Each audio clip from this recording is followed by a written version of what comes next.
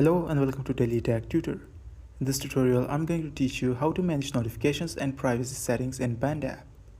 If this tutorial helps you, then consider subscribing and liking the video. First, open your Band app. Tap on the three dots button on your band. Choose Notifications. Tap on Content Push Notifications. Here, you can set up all sorts of push notifications for yourself. You can turn on reminders to get notifications of reminders. You can turn on new photos and videos, and whenever someone edits a photo or video, you will get notified. You can also turn on comments and shoutouts and so much more.